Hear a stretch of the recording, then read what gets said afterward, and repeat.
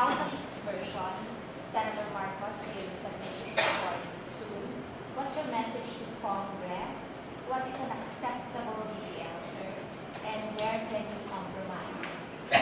If the BBL is delayed, the second question is, if the BBL is delayed, sir, what is the danger that your members will be agitated on the ground and may return to farm?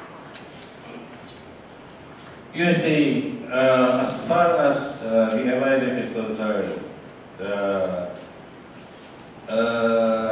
an acceptable BBL means a BBL that is in accordance with the comprehensive agreement, the framework agreement, and its annexes.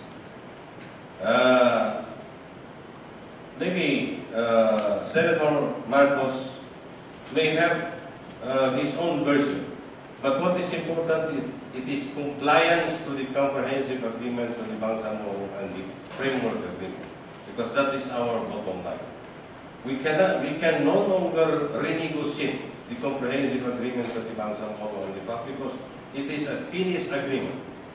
So it's just a matter of interpreting into law the agreement.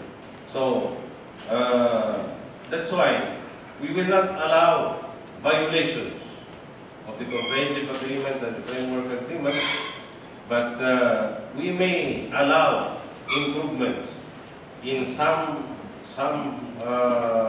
provisions of the BBL, which is not directly coming from the agreement.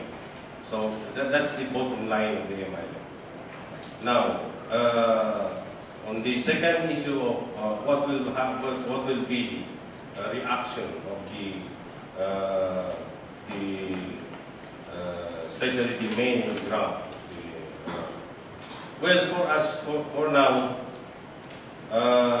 we are assuring that the MILF is in control of its entire organization, including the military elements. We are in control, and we do not see that there will be because as far as we are concerned, we will continue to uphold the agreement. We will continue to uphold the peace process.